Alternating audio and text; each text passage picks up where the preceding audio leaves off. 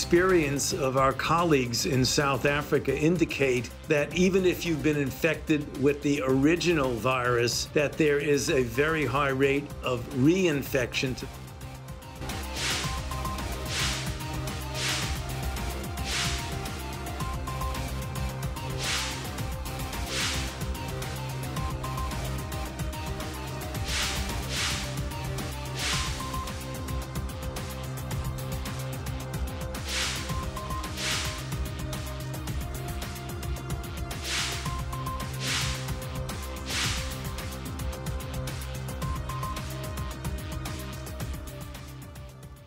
이어서 코로나로 인한 소상공인 자영업자들의 위기 짚어보도록 하겠습니다. 김성환 시사평론가 나오셨습니다.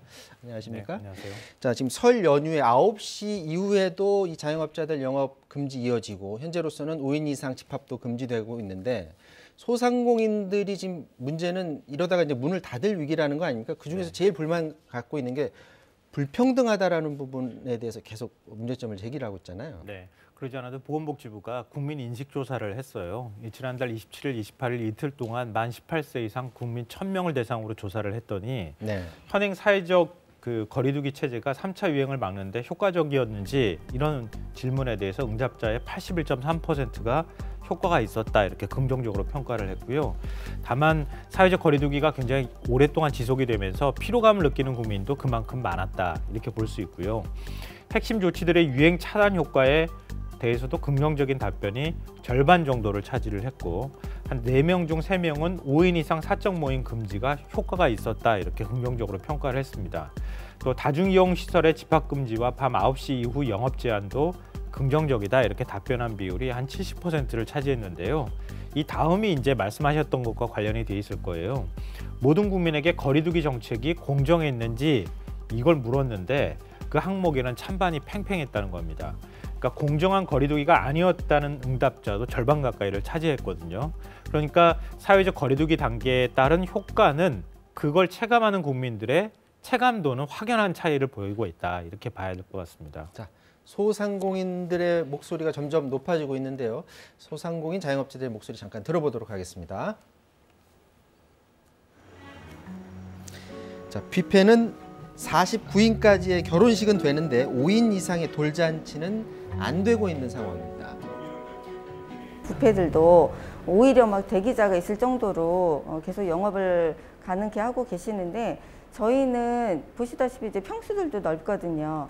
현실적으로 형평성도 어긋나고 운영에도 큰 차질이 있고 밤 9시 영업 제한은 사실상 영업 금지와 다름없다라고 호소합니다. 9시 이후에 주로 1차로 식사를 하시고 오시는 분들이 대부분이기 때문에 85% 정도 지금 매출 감소가 지금 이루어지고 있습니다. 오히려 시간 제한으로 밀집도만 높아졌다고도 지적을 합니다. 저녁 매출인데 시간이 별로 이제 9시로 제한을 하다 보니까 거의 이제 평상시보다 거의 2배 정도의 그런 인원이 몰리는 그런 현상이 좀 있습니다. 마스크를 쓰고 수업을 받고 있고 수업을 하기 때문에 그 방역 수칙만 잘 지켜준다면 굳이 우리한테 씌울 필요는 없는 거예요. 예전에 그 헬스장 관장들이 비슷한 시위를 한번 한 적이 있었는데 이 소상공인들 네, 그 자영업자들도 항의의 표시로 24시간 점등 시위를 했다고요? 네, 그렇습니다. 앞으로도 계속하겠다 이렇게 밝히고 있는데요. 뭐 당구장, 헬스장, 그다음에 노래방 이런 이제 자영업자 단체 한 15곳이 바로 그런 시위를 하겠다 이렇게 얘기를 하고 있는데요. 밤 9시 이후에 영업 금지 조치가 되면 이제 불을 끌 수밖에 없는 상황인데 영업은 하지 않지만 불은 계속 켜두겠다. 이걸 일종의 이제 항의 시위 성격으로 하게 되는데 한 3가지 요구를 하고 있습니다. 그러니까 최소한 자정까지 영업 시간을 좀 늘려달라. 이게 첫 번째 요구고요. 두 번째로는 업종별로 맞춤형 세부적 방역 지침을 좀 만들어 달라 이것이고 세 번째는 방역 지침을 만약에 조정한다고 하면은 당사자들이 그 회의에 그러니까 방역 지침을 만드는 회의에 같이 참석하게 해달라 이렇게 얘기를 하고 있습니다. 자, 자영업자들 그리고 소상공인들 만약에 그동안 손실 본 걸 좀 확 한꺼번에 보상을 해주면 모르겠는데 지금 그렇지 않은 상황이기 때문에 저런 고통을 호소를 하고 있는데 우리 국민들 이 부분에 있어서 좀 공감대가 형성이 됐나 보죠? 네, 그 부분에 대해서는 아마 국민들도 체감적으로 다 느끼고 계실 거예요. 자영업자들이 영업을 제대로 못하고 있다고 하는 것을 모르는 국민은 거의 없을 것 같고요. 네. 이번에 보건복지부가 조사할 때도 저 부분에 대한 조사도 있었는데 영업이 중단되거나 제한된 자영업자를 국가 재정으로 지원해줘야 하느냐 이렇게 물었더니 네. 10명 중 8명이 필요하다라고 공감을 했습니다. 하지만 이제 그 증세와 연결이 돼 있잖아요. 자영업자들을 국가 재정으로 지원했을 때 그 재정을 어떤 방식으로든 메워야 하는데 그 부분에 대해서는 달리 대답이 나왔다는 거예요. 자영업자들을 도와주기 위해 세금을 더 낼 의향이 있느냐 이렇게 물었더니 절반 넘게 없다. 그럴 의향이 없다고 답변을 했고요. 의향이 있다는 응답은 22.5%에 불과했습니다. 네. 자, 정부 여당은 이런 그 소급 적용해서 손실을 보상해 주는 것은 지금 불가능하다 이런 입장을 밝히고 있는데, 자, 소상공인 자영업자분들 직접 거리에 나서서 현실성 있는 대책을 좀 내놔달라 이런 목소리를 높였습니다. 잠깐 보도록 하겠습니다. 2020년에 저는 유서를 썼습니다. 다음 달이면 괜찮겠지 하고 버틴 이 세월이 저한테 2020년에 1억 5천이라는 빚을 만들었습니다. 2월 1일 어제부터 카드 연체자가 됐습니다. 신용등급이 6등급이라 대출 안 해준답니다. 제가 19년 때 신용등급이 1등급이었습니다. 20년에 6등급으로 떨어뜨린 건 현 코로나 사태와 정부입니다.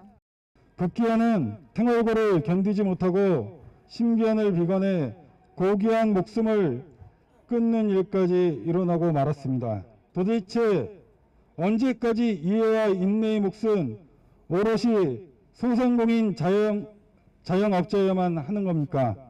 언제 입법화될지도 모르는 영업 손실보장제를 놓고 소급이니 불소급이니 매출 감소분이니 매출 이익분이니 하는 것을 따질 시간이 이젠 없습니다.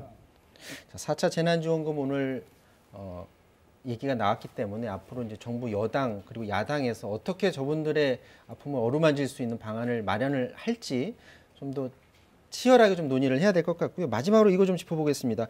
오늘 그 새벽 0시 기준 신규 확진자 수가 467명, 계속해서 300~400명대에서 오르내리고 있는데 이제 관심은 백신입니다.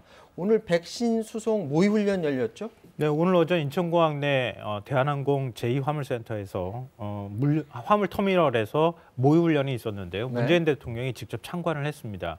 언론이 전하는 바에 따르면은 민관 군경이 합동훈련을 하는 것인데 대테러 군사훈련을 방불케 했다 이렇게 얘기를 합니다.